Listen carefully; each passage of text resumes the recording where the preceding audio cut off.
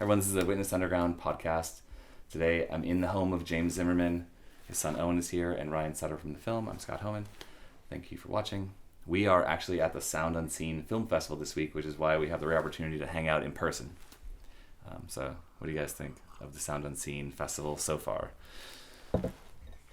Only true, real answers. I mean, I saw one really great movie. Really liked it. Was surprised how much I liked it, and I got a pair of mittens that I gave to James. So Canadian mittens. Canadian mittens. Yeah, it was the HBO documentary Jagged about the making of Alanis Morissette's album Jagged Little Pill. It's very good. I thought it was amazing. Love that. We got to meet the filmmaker. We got to meet some filmmakers from other films that are here. Got to meet the directors, Jim and Rich from Sound Unseen, and the Canadian Consulate General. Don't forget. Yeah, he was really funny. He was a nice dude. Yeah. That was a really special thing. But then we missed... Well, there's a couple things that are going on. We had planned a concert, and we have changed that because someone got COVID, so we had to cancel the whole concert. But we were having a... Yeah, remember the thing that all the previous podcasts were about how we're doing this cool concert? Yeah, we're not. I pulled the plug the day, on the way to the airport. Because so that sucked. Somebody got COVID. And then, let's see. That derailed everything, so we're pivoting. We're doing maybe a little acoustic set after the screening that Ryan's going to play. We're trying to make that work. Extended Q&A. Possibly extended Q&A if the person wants to keep on going. We'll see how that goes. And then a hangout at a local bar nearby. We're trying to secure a location. So that's all in the works. And then after Jagged last night, I walked out of the festival, or out of the film screening with James's car, walking down the street with Ryan to our cars.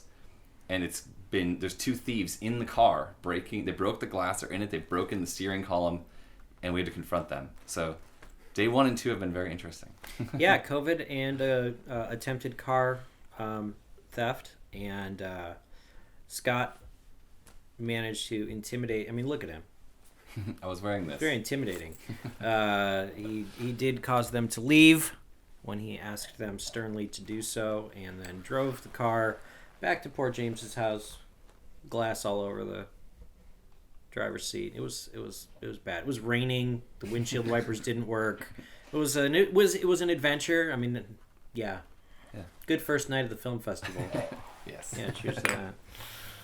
What are you looking forward to, James, in the festival?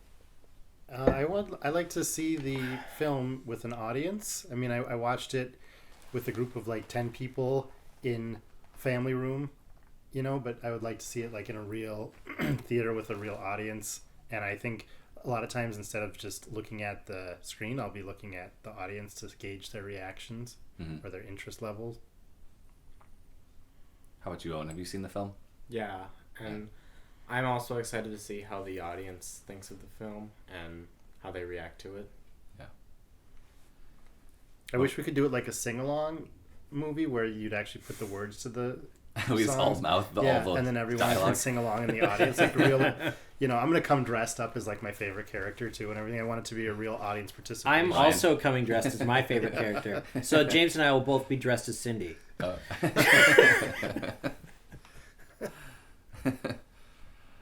That's really funny. I know just the dress.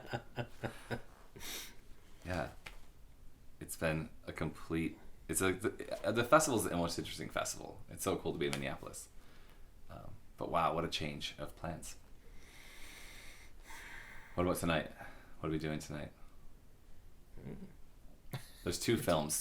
We haven't decided yet, have we? There's the Sioux Falls film at 7 and 7:15 is the I can't remember what it's called. The gentleman Invisible about LGBT and lesbian country songwriters, which looks really interesting. Actually, that's the one I want to see. I mean, I'm torn because the Sioux Falls underground punk scene sounds also kind of awesome. Yeah. Right. So I wish I could see both of them on in person. The good news is, can watch one in person, watch the other one online later. It's true. And we can actually after party with the Sioux Falls people tonight. Could be done. And there's a live concert and after party. There is. So that could be a thing. So we could go see the one, hang out with the other, and then still watch both movies. Yeah. It's the best part about festival. That's right. And we have full access, actually, because we're in the film. We can all watch, or I can give a code, I think. Oh, yeah. For everyone to watch all the other films. Except Owen. He's not in the film. Yeah. You have to go You're to your room. What about? Can you talk about your book, James? Let me grab a copy. Like, Oh, if you can get it out of the box there. What about it? What do you want to say about it? maybe you can do what you're gonna say on the Q&A about. Oh, your I don't book. know what I was going to say at the Q&A. This is a book I wrote about being raised as a Jehovah's Witness and leaving the religion, and then the fallout from leaving. So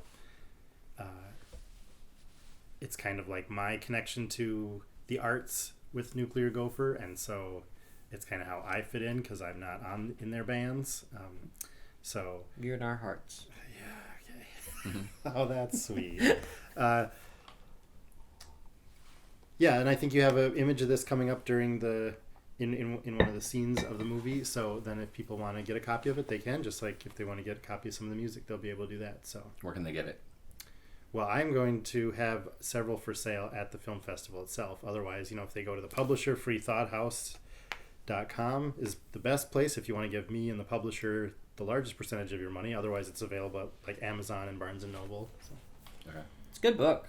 It's a really good book. We should make it available on the website. That needs to happen. Oh, you could do that, or just Yeah. link. Yeah. Agreed. Link it to the best thing, the best place to buy it for you. Okay. That's it. Yes, you may. Have you read your father's book? No, I have not yet. What? I should. You really should. What did It's you like great. about it? Give an honest review, right? I'm all over in it, so I love that. Yeah. 'Cause I'm a narcissistic, arrogant jerk. No, actually, I'll tell you the honest truth. I've known James since we were very young, and I thought I knew the whole story, but I actually knew less of it than I realized. And it was really cool for me when I read this book to get so much of backstory about somebody who is a dear friend of mine, and learn things about his life that even though I was like there, I wasn't inside. And he does a really good job of explaining what he thinks and felt and how he was motivated and what he was trying to do. And it's just it was actually really eye-opening for me. I don't know, I think reading anybody's memoir that you're close to, you're going to learn some things. But I was surprised how much I learned, considering like we were in a congregation together when you were 6. Mm-hmm. Like we go way back, and I'm in the book, yes, but so's my brother Rhett, so's my family in a number of ways. And so I would have thought, well, I pretty much know this. There was a lot of stuff that it was just like gave me a lot more color and a lot more understanding of somebody that is very colorful, and I want to understand. You mentioned something about internal thoughts of his that are captured in there. Is that right? Like the thought process you're going through as you're deconverting? Yeah, but also when I was still in the religion, because there's this dichotomy of like following their rules but also following the spirit of their rules, and they don't always line up. So I would be trying sometimes to be following the letter of their rules and come across as an asshole, and they're like, well, we need to be good Christians, nice people. Okay, well then I can't really follow the letter of your rules. So I was trying to explain why I did those things while still also giving allowances for that I just wasn't understanding it right, how to do it, But then, yeah, definitely when in the 4 or 5 years where I was thinking about the doubts I had about the religion, then that's all in here too. Because most people I've talked to, everyone I talked to, their path for leaving the religion has been different. So I thought I would like really spell that out,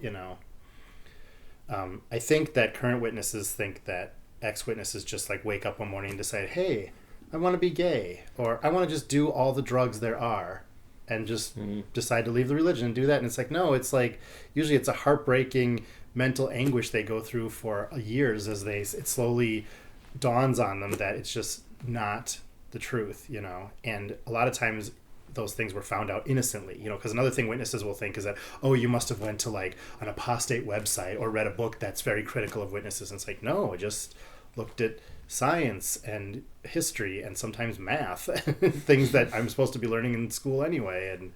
And that's kind of how I put the pieces together, Yeah.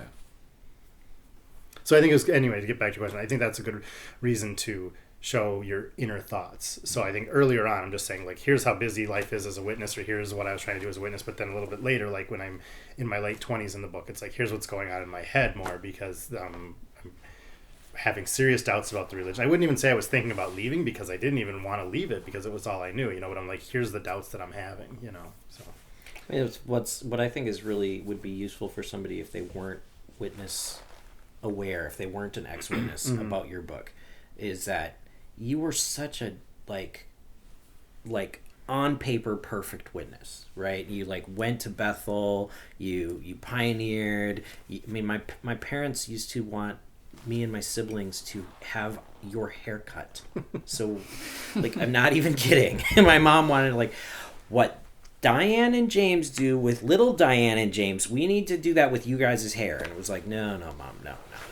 But seriously, you were like assembly boy. You were the prototype, and so if somebody wants to know what it really was like to be like a legit good witness, like actually trying so hard for so long and doing such a top drawer job of it, and then still winding up going, wait, this is not true.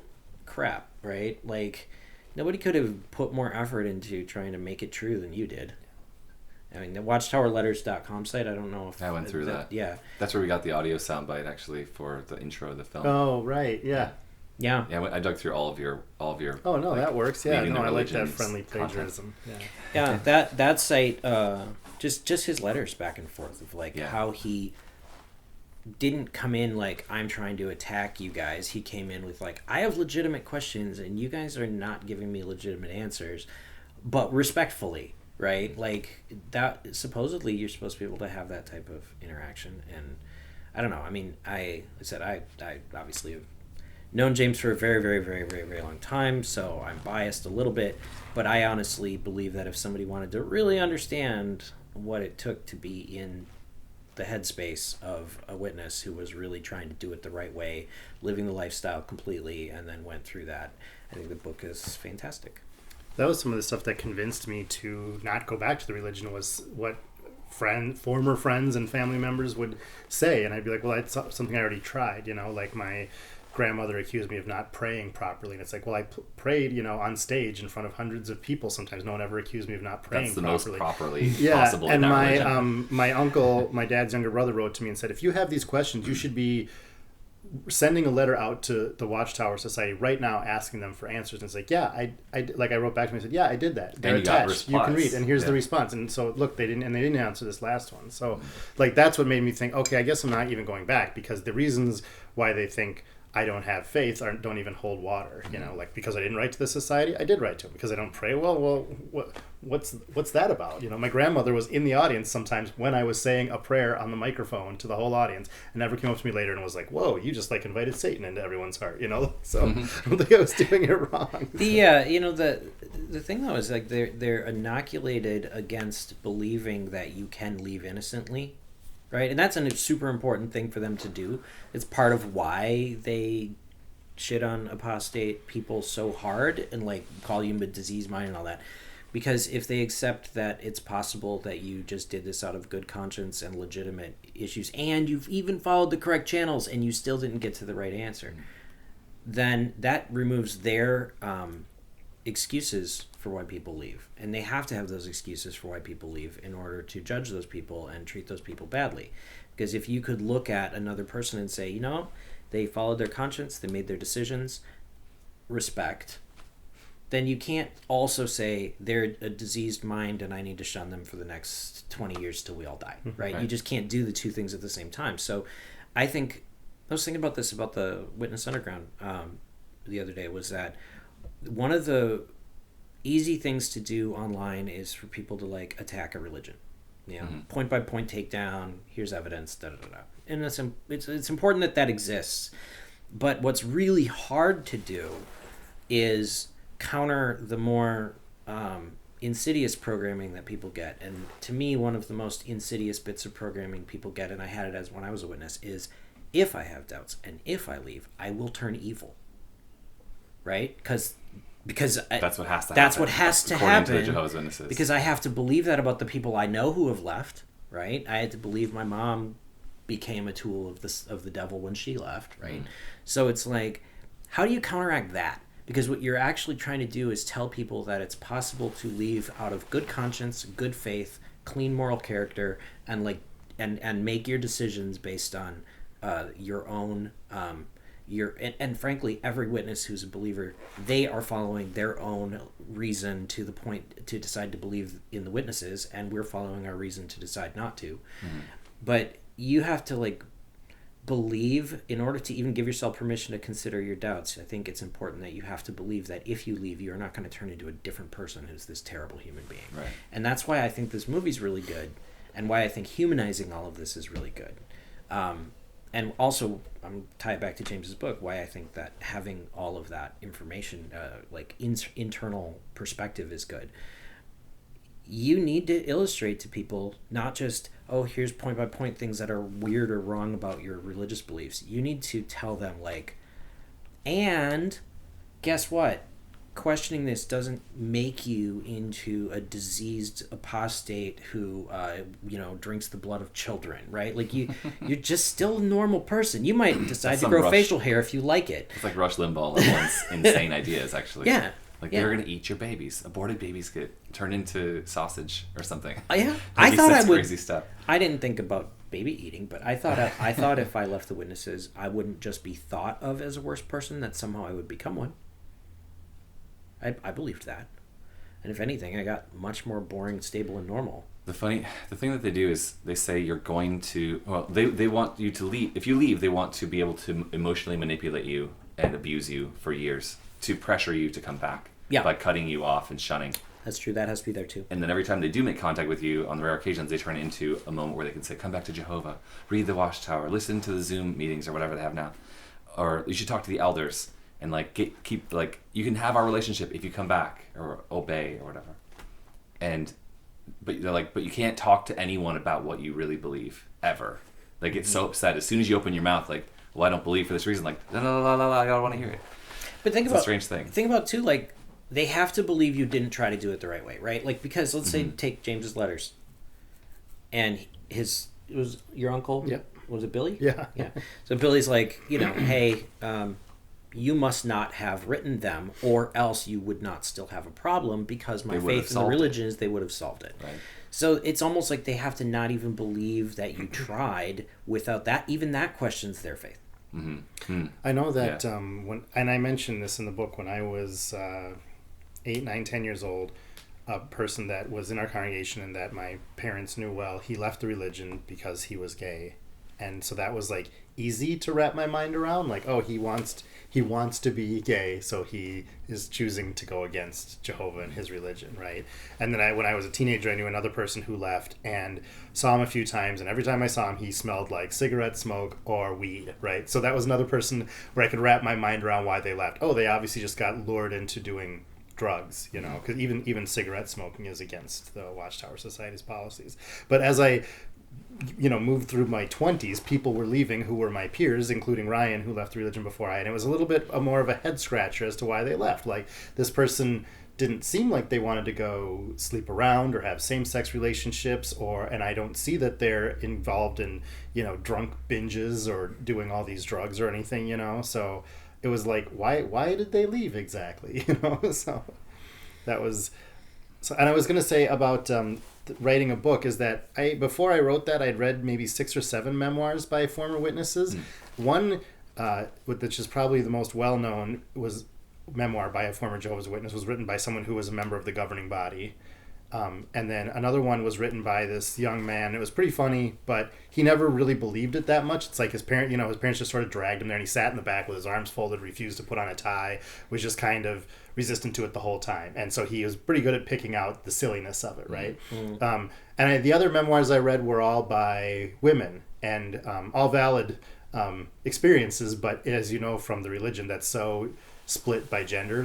A woman in the religion has a very different experience than a man. And I'm glad that they wrote their stories, but I thought mine doesn't really... I could write something different, because unlike that other young guy, I fully believed it and participated and was a good boy And unlike those women, I'm not a woman.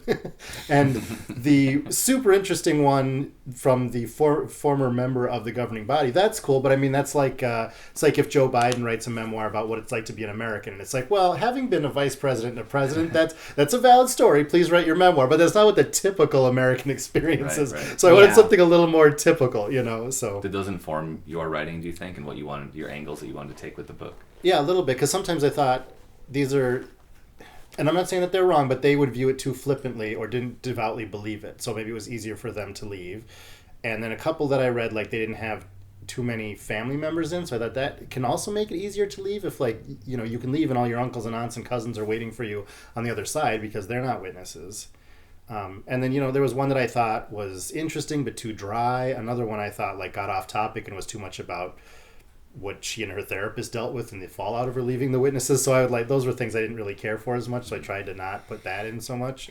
Try to not make it dry. Try to not talk about so much therapy in there. So I don't think I even put any in there. So yeah, it definitely informed what I wrote. Yeah. One of the things that reminded me of that you were talking about, why don't you reach out to the Watchtower? Why don't you ask your questions? Why don't you go through the channels and figure this out? There's a way to know that God's organization has an answer. And I kept being told to go talk to the elders, they can answer your questions and help you with your doubts.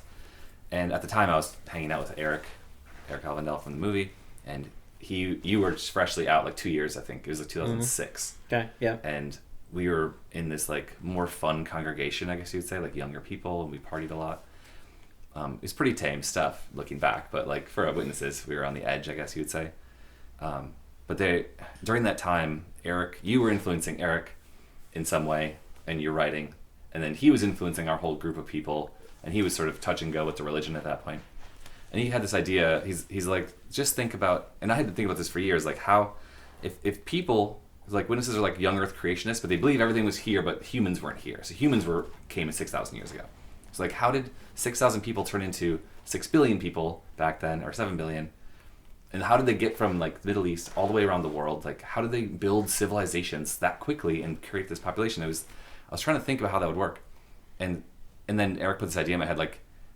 There's 8 people on the ark, and all of the animals that exist on the planet, the continents are where they were. They're where they are now. They haven't moved since 6,000 years ago. Right. So how did all the animals get all the way to the other continents? And so I did bring this up to an elder. I was like, that's actually couldn't happen. All the specific Australian animals don't exist on any other continent. How do they all get to Australia only? Why didn't they walk north or west or something? Mm-hmm. And how do they all swim? Whatever. And the guy, he just said, "Well, Jehovah poofed them there," and he did this. He said, "Poof," like a little poof of smoke, like a magician, like a child magician. I was like, "Oh my God!" And I asked another elder a couple years later, the same thing right when I was leaving, and he said something similar, well, God is all powerful; he could accomplish anything, which sounds like magic also. Yeah. Once you go to that level, the obvious question is, then why have the ark be built in the first place? Right. Why do any of it? Right. If you could make it all just poof. Why do you let people drown and suffer? Yeah. What was the point then? And all the Jehovah's Witness art shows normal looking people with babies who are being murdered by Jesus, and asteroids, and comets, and whatever arrows from space. if it literally is that you could just make everybody, okay, we've all seen the Avengers movie where everybody goes and if you could do that, if you could the snap, if they can do that in a Marvel movie, you would think the all-powerful creator of the universe could have said, yeah, you know what, I want to wipe these people out, but there's no reason for me to needlessly make them suffer. There's no reason for them to be burned alive or drowned with their child in their arms or whatever. So you know what? Start over. Game over. Yeah. Restart. Because if I can poof the koalas to Australia, I can poof the people off the planet. You just can't start thinking that way, because then it just goes down this totally crazy path where it's well, then why bother rationalizing anything? The whole universe was created exactly as it is last Tuesday with all the false memories and everything implanted. Prove that didn't happen. Right. At that point, you've gone off the rails. There's no point in trying to do apologetics and defense. you're done. You've given up. You've Yeah, the thrown supernatural argument away. doesn't make any sense. Yep. I think Ryan just successfully argued that Thanos is on better moral grounding than the God of the Bible, which I am totally. I fine think with. that's actually true. I Yeah. think Thanos is actually more morally valid. His decision to proof Sure. half the universe was actually better than the Jehovah decision of Armageddon. It is fun to make comparisons to modern action movies. But also, I mean, just honestly, I've never heard any. You're talking about going to the elders, right? I did the same thing, and I laid a lot of these same things, these points out. A lot of stuff I had gotten from James actually before he came out, because he was the person who sort of kicked me out of the religion by accident. Thank you, James. You're welcome. But I sat in the basement for an entire evening with two elders from my hall and went through this stuff and finally got to a point where a guy who had been an elder since I was like born, I mean, very elderly gentleman in our hall, but I mean, this guy had been around the religion since the 60s, right? And he just finally said, you know, you might be right. All of these things might be correct. The faithful and discreet slave may change all of this later. You just have to wait. And I'm like, so you're admitting A, you can't answer any of this. B, you've probably thought of these things at some point in the past yourself, because you didn't just hear them from me for the first time in your entire, life.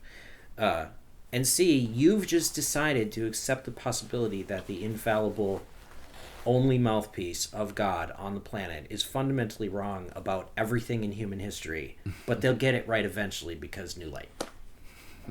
That's Like, man, strange at to that point, I mean, what do I got? I okay, yes, you're right. It is my choice to walk out at that point. Because it's strange though, because like how when we were supposed to go door to door convincing people to join the religion, how would you say this is the truth when you have the elders admitting that it's possibly not the truth, but it will be one day? Well, then why not? If you knock on the door and the person is Catholic, why not just leave them as Catholic? Because That might be I true would one be day. first one to say Catholics are not the right religion, but they might be one day. They might one day get everything absolutely correct. So just stick with it. Right. Like, why bother going door to door? None of the. What about the other argument, though, to stay in? Because it's the best lifestyle ever. Don't laugh. Actually, that might be a good segue. It's a rare opportunity to have someone who's under 18 on the podcast. Do you remember being a witness, Owen? No, You don't. How old were you when? I was like 1. Oh, really? Wow. Okay. He went out in service one time. Without even walking, probably, right? Or did he walk? Nope, he was like 8 months old. I was pre-walking. He was born during the gap between me leaving and you leaving. Yep. Oh, wow. The, So I the didn't- gap between the snaps. So what do you The snap think? gap. Yeah. What do you think of all this stuff? Have you been thinking? I mean, you're your own person. Do you have ideas about the afterlife, belief, religion? Yeah, I don't know how anyone could believe the Jehovah's Witness lifestyle, especially like if you just have any critical thinking skills, or just like think about it for a little bit and put all the pieces together and realize all the contradictions. Like, I don't know how you believe it. I feel like people just stay in it because their family and friends are in it, and if you leave, then they just make your life so much worse. Mhm. Because, of course, you can't talk to any of your family and friends, and you have to basically restart your whole life. Yeah. Have you ever been to a Kingdom Hall or? Yeah, to laugh at it once. We drove past, me and my mom drove past her old Kingdom Hall, and we got a selfie of her flipping it off, Oh yeah, that's a And- trend. I like it. Yeah, I've been seeing that on uh-huh. Twitter. Yeah, but I've never been inside one. I would like to visit one, just as a visitor, because they welcome visitors. So I would like to go there and see them actually, do their Jehovah's Witness stuff, I guess, and see how that works, because I've never firsthand experienced any of that. How do you think they would treat you? What's your first idea? Well, I know that they like visitors at the Kingdom Hall. I wouldn't tell them my past or my history or my beliefs. I would just say, hey, I want to come here and be open-minded and see how you guys treat religion and God, Mhm. and see their ideas and their beliefs and stuff, and then be there at the whole Kingdom Hall and just kind of respectfully see what they do, I guess. My guess is that they would be really nice to you. Yeah. Mm-hmm. And that they Yeah, might oh, make I'm a sure comment they on your would hair be- passive aggressively Yeah. without even blinking. So nice, and come to me afterwards and be like, so what did you think? Do you have any questions? Do you want an elder to come and visit with you later? Mhm. Like, all that kind of stuff. Just be as nice as possible. They give you free books too. Be like, here's a good book that explains our beliefs. Here's a good book that explains how we know the Bible is true. Here's a good brochure that explains how we know God Mhm. created the universe. They'd let you leave with all that stuff. I bet they would not only ask you, but they would probably schedule a time to meet with you.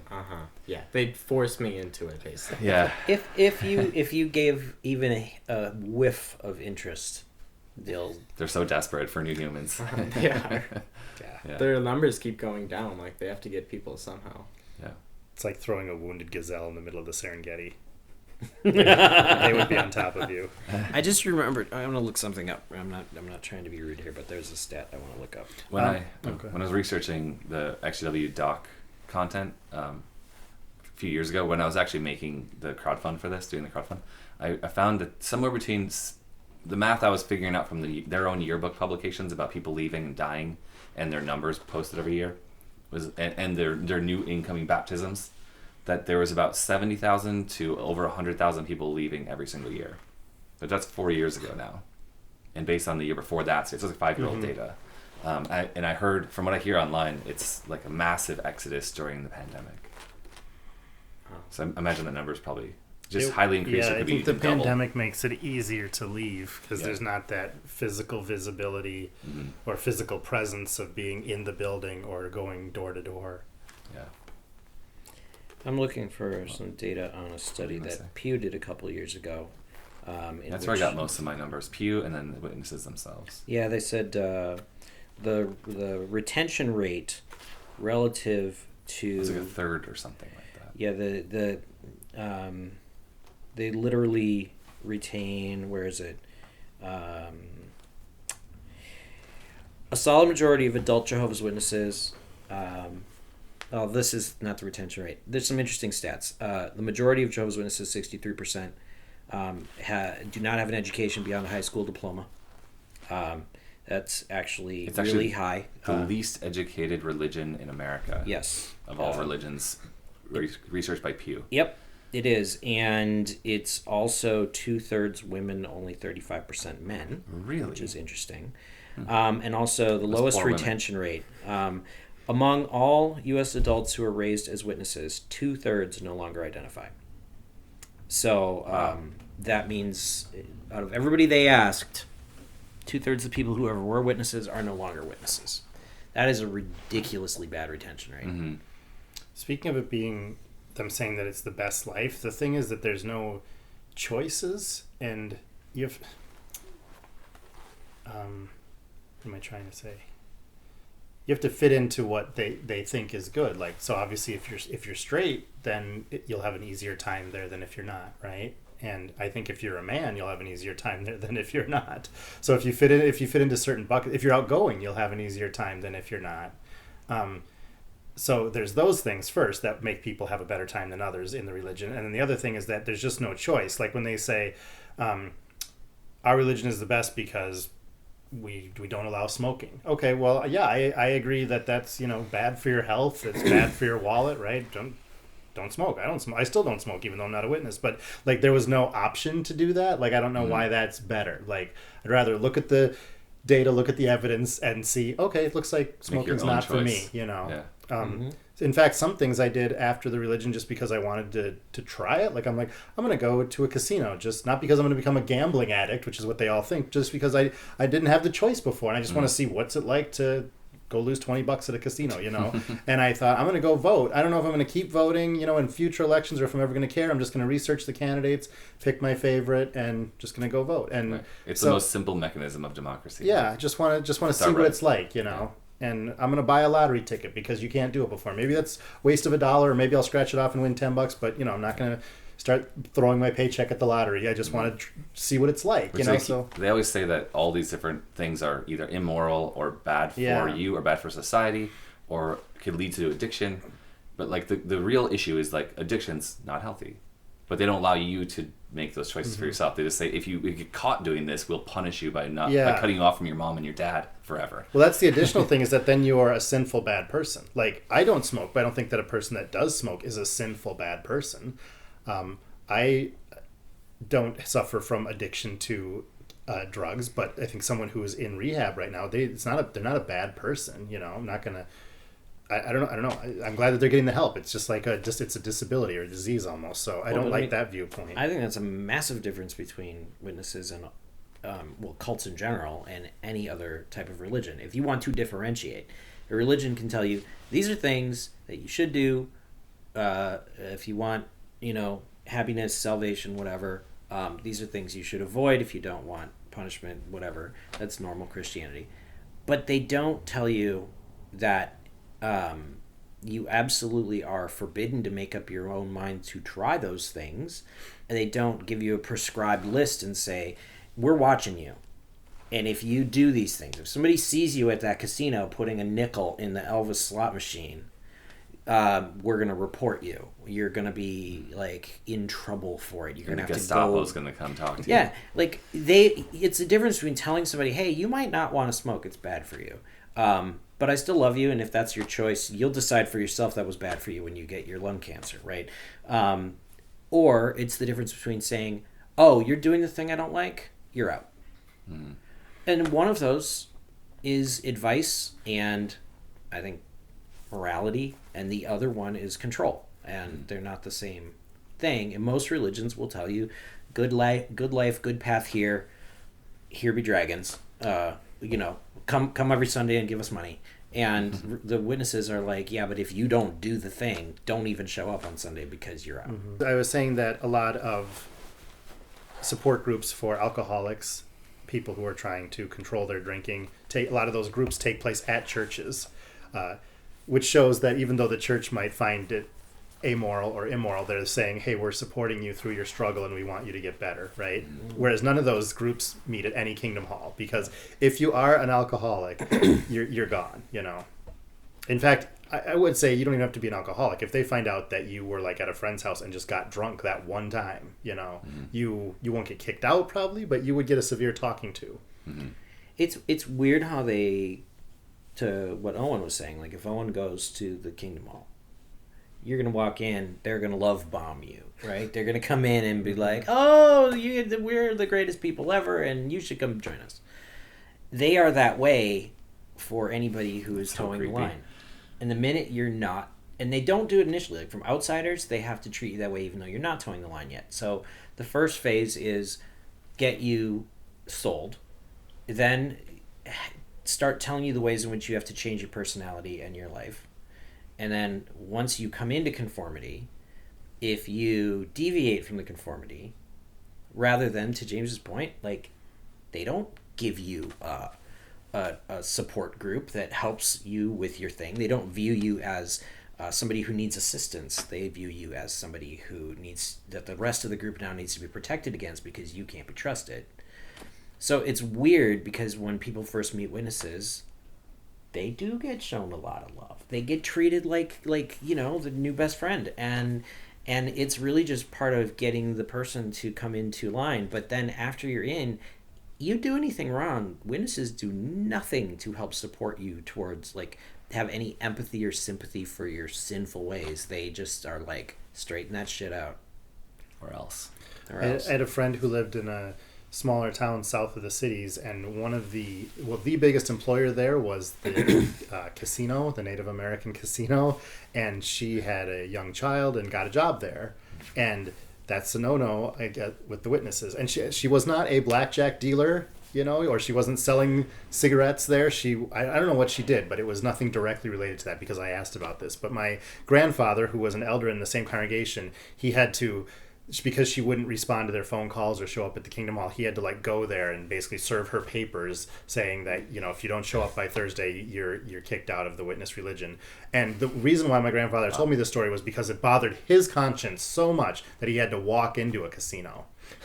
Oh, wow. He didn't do any gambling, And I asked him, I said, well, I won't say her name. I said, but is she like a poker dealer or something? And he's like, no, I don't remember what she did. Like, she took the tickets before you went into the ballroom to see the washed up rock concert. band that's Yeah. playing that week, you know? And I'm like, what? That's not even Like, a where casino else job. should she go work? And he's like, I don't know. Because I'm thinking, you know, that you work at the casino for $10 an hour. You know, this was 30 years ago. You work at the casino for $10 an hour, or she could go work at McDonald's for $5.50. Well, she's got a little kid. I think it's obvious which one, you know, if you have no education, where are you going to go work to support you and your kid? The one that pays nearly double, right? So, okay, I thought that was a good choice for her family, and I'm thinking, I was kind of scared because I was like, I didn't even know that was wrong. I can understand if she got the job there and was playing actually employed as a dealer, you know, because that would be a little bit more closer thing. But even then, you're still not gambling. You're just Right. employed to help other people gamble. So it's so messed up. Like, so how's that the best lifestyle? Like, what was her choice? You know, because especially because college was so, I can't say prohibited, but it was really poo-pooed, especially then. So Well, it was prohibited back then. Even tech college was. I guess yeah, They you are right. Like loosened it through up the around 80s, in the early '90s is when they said, "Okay, fine. If you have Yeah, no right. choice, maybe you can go to a little bit of VOTEC." And that's what I did Mm-hmm. because if they hadn't said that, I don't even know if I would have. Because they had to give me that little bit of wiggle room, like, oh no, it's okay. It's just not a 4-year college. Don't learn anything that might hurt your faith. I'm like, I'm just gonna learn how to program computers, guys. You're like, what's a computer do? it spits out philosophy and evolutionary biology. At that time, it was like, what's it? Drug dealer was like the text game, and lemonade stand. I was playing Taipan. I got to deal in opium throughout the Asian seas in the. Oh wow, the 1400s. South Asian, yeah. It was a phenomenal game. I was playing Mario Brothers emulator because we couldn't. My parents didn't want us to get a Nintendo, so we got it on our computer on a floppy. Nice. Well, anyway, the point being, you got a combination of nobody gets an education, and your job options are actually really limited. But I didn't catch, I did not expect that you were going to say that the reason your grandpa was upset was because he had to go into the casino. Mm-hmm. He didn't even do anything. Yeah, and I did not tell him at this point, but like just 2 years earlier, my wife and I had gone to the casino to go to a concert there to see a musician. I didn't even think twice that was can be a bad thing, but I guess the argument would be, let's say we spent $80 on our 2 tickets. Some of that money does go back into the casino's coffers to expand their gambling thing, right? So I think that's the connection. Well, Also- but isn't there also just like a thing of like, when you were a witness, did you ever have to go to a Catholic church or a Lutheran church, some other church for somebody's marriage or somebody's funeral or some sort of thing, and just feel super weird that you had to even enter that Yeah. building, like you were stepping into Satan's zone? Well, I had a part-time job as a caterer, so I went into. So you could even, See, partly there I'm thinking I have to do this because it's how I make a living, but I don't have to do it because it's not like this is a funeral for my grandfather or something. But yeah, there was a few times I was like in a church basement and there would be like a funeral or a wedding upstairs. They'd come down and I was one of the caterers to serve the food. So dare It is you. really funny that their whole teaching is that Christianity is run by the devil. And if you enter a church, you could have a demon possess you because that's where demons are. Like hellish things happen in Lutheran and Catholic churches. That is an extreme schism. Yeah, like they don't even consider themselves Christian almost in that from that perspective. But then of course I turn around and say like, well, we're the only true Christians. They're But, the only Christians. but like all Christianity to them is false. yeah, they would refer to other Christian religions as Christendom to make it different from Christianity, which was theirs. Yeah, Christendom. What is it? The well, I don't remember their term. Something about the organized system of false. Something. I don't know. It doesn't matter. Do you have the ability to make a choice about college, Owen? Yes, I do. Any options you're considering? Yeah, I'm gonna probably get a 4-year degree in some tech field, and I'm glad that I'll be supported along the way for that, and people will like what I'm doing. I'm hoping he gets to do computer programming at a casino. In a church basement. In a church basement's casino. Yeah. Well, there is this Orwellian thing that they do. Like, there could be another option where if they use this weird logic where, like, you could stumble someone who's not in our religion by walking on the parking your car, walking on the property, or entering a building of a casino, or being seen by a regular person in the casino who might then later understand that you're a Jehovah's Witness because they might see you knocking on a door, and they might connect the dots and realize that Jehovah's Witnesses gamble, and they could jump to that conclusion, and then they would they might see gambling as like a sin, and then it would be Jehovah's Witnesses also there. So all Jehovah's Witnesses are sinners, and then they might not get into the everlasting life because you walked into that building, and now it's your fault and you're blood guilty. That's what they would say. You're blood right. guilty. You're right. Forgot about Because even giving And they'll report you if they giving find the appearance of impropriety Mm-hmm. could stumble another person and cause them to miss out, and therefore you shouldn't even do that. You're right. That's exactly how that would get reasoned. But so long since I've been a witness, I didn't think of that chain. And then, so then people are watching each other because the thing I realize is that if someone reports you for walking into a casino, that instantly elevates their level in the church as being more spiritual than you by pushing you down in the spiritual chain, which boosts their social value, their social capital, which is everyone's just stepping on each other. It's like that movie with the train. Everyone's trying to get to the front of the train, and everyone at the back of the train is poor. You ever see that one? No. They're like, it's like going around the Earth because the Earth is like it's a dystopian future frozen world. Is that Train to Busan or That's the vampire one, isn't it? No, the zombie one. it's God, it's called like Ice something, or like it's a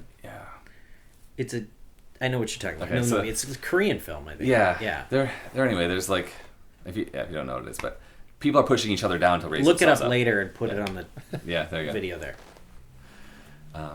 Which I always think is really interesting. And I brought that up to someone on a chat recently, and they said like they never thought after being out for 30 years that there's a social gain by putting people down, and that's why people are being watchdogged, because like they want to control something and also get something out of the transaction. There were turning whole you in. articles in the Watchtower magazine that we would study as a congregation about just the appearance of things. Like, let's say I'm employed as a roofer for a roofing company, and they're going to put a new roof on the church. Well, then I drive my car. I'm a known Jehovah's Witness. I drive my car into this Catholic parking lot, and I'm standing on top of the church all day. How does that look? And how much of a say in it do I have? Like, if I own a roofing company, I have more of a say in taking that job or not, right? Then it's bogged down in the minutia there. This is a huge part of why they hate movies like this and books like your book. Because they're so much about controlling their appearance with the optics are bad. The optics are bad. Yeah, they really want to be able to bamboozle the Owens of the world when they show up, and anything they hear in advance gives the witnesses more to try to overcome. Rescue him from the freedom and the oppression of free thought, and so that the problem is the internet, right? Like you can't control how you are perceived in the world when the internet exists. Which is why witnesses are not going to make it through the century. In my it's opinion. so strange. They're not going to exist. They cut all the actually took a chainsaw, one of our Kingdom Hall cleanups one spring. Took a chainsaw to the Kingdom Hall sign. There used to be a watchtower model of the actual stone watchtower made out of wood on our sign, and someone like cut it off, and then like painted the spot, and then they put 10 years later they became a URL instead of a name, the watchtower. JW.org. Yeah. So there's JW.org URLs and all their stickers in the most outrageously large square. Yeah. And they copied the Adobe format of like putting 2 letters in a square Yep. as like their branding. Like Which they You guys are stole just- from the periodic table of elements, damn it. you're right. I had to pull over the other Good day graphic because a guy design. was biking in my neighborhood, and he had printed JW.org on a sheet of paper and then put it in a sleeve and had it like taped to the front of his bike. So I was like, I drove past him. I was like, I can't believe this. I had to pull over and turn around and take a picture of it. I posted on some groups, and I just with the comment, "There goes the neighborhood." Wait, witnesses aren't supposed to be on bikes. That's the Mormons. We can't be messing this up. And next thing you know, he's going to show up wearing a white T-shirt with JW.org on the lapel, like A black in the lapel. same. Yeah, I mean, it's going to be very confusing. It's already bad enough. So, do you think witnesses will ever allow people to have facial hair? That's the weirdest thing. Their Jesus has facial hair. Yeah. All their angels have facial hair and beards. Yeah. All of the ancient Israelites in their publications have beards. Everyone has beards except modern day witnesses. Their religion's founders. Yeah, that's true. They Original did too. founders had beards. Well, you know where it comes from, right? That's why I'm Probably connecting the it. hippies made a big thing. No, it wasn't that. Predated that. It was because salesmen Oh, in 1950s. in the 50s there were studies that like people without beards were more trustworthy. Everybody at IBM was not allowed to have a beard. I mean, heck, a lot of really image conscious organizations made that decision. I think even the New York Yankees didn't allow facial hair for a long time. But it was an IBM salesman thing and a door to door salesman thing. And so I don't know exactly when they put it into place because obviously Pastor Russell had a big beard. But they did, and somehow mustaches still made it through. I don't really know. But it's very strange to me. I would say in today's world, if you were trying to be image conscious, you would want to project a less lame image, and you would actually be like, oh, it's somebody coming to the door who, like, think of evangelicals, right? They've got bands playing at their mega churches. They got people like dressed like normal human beings, facial hair, whatever they want, Owen long hair, whatever. That actually helps their. It attracts more people. It attracts more people. Makes them feel comfortable to come in and join. It appeals, right? And witnesses walk around in like, suits they bought at Goodwill with always, no facial hair and, and I mean, I was one of them, so. But it doesn't. It has like no curb appeal at all. And I keep wondering when they're going to change that for that exact reason. Well, like, actually, the only reason we put this arbitrary thing in was to appeal to people. Now we're going to take it out to appeal to people. The most cringe thing I've seen in a long time is they started JW Broadcasting. And they built it like a multi-million-dollar studio, which is fine, in New York. And they started making their own content, movies and music videos. And oh my god, the music is awful, and the music videos are it's just triggering to see something like that after all these years of not being involved. Like, probably to Jehovah's Witnesses is like, oh, these are all great examples for us, us true Christians. But man, is it awful. And I could barely get through like one song. Just like, turn it off. Like, this is terrible media. That is absolutely why I would go back to a meeting today.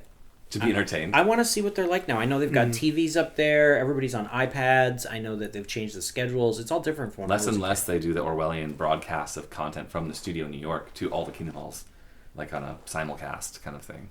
That sounds creepy, right? Yeah. Like you go up and you sit there and you just watch New York broadcast to you on TV. Yeah. Nobody's giving Why? Real talks. And they canceled the Theocratic Ministry School, so women aren't allowed on stage ever again. Like, they did that 2/3 of the people in the religion are women. Right? They have no ability to do anything. That's astonishing. How is that? I don't think that's sustainable for more than. Well, they started couple selling more all the decades. Kingdom Halls. They started, like, liquidating for real estate value. Anyway, we So can what go on happens- about this for days. What do but we make should wrap movies it up. about when all this is over? Yeah, come see Witness Underground, November 12th. Yeah, I have Sound to. Unseen, Okay. Women's Club, Minneapolis. Yeah, this is fun. Yep. Yeah. Soundunseen.com, get your tickets. And after there's going to be another film festival coming up in December. But yeah. take Which? care. Oh, that one's Filmocracy. Okay, cool. Filmocracy Fest. Filmocracy Fest. All right. Okay. Anything else you guys want to say? Oh, buy James's book. Buy James's book. It's a really good Delivered book. at hand. Where you can buy books everywhere. We want to see 10 copies sold from this broadcast. Okay. Cool. Me too.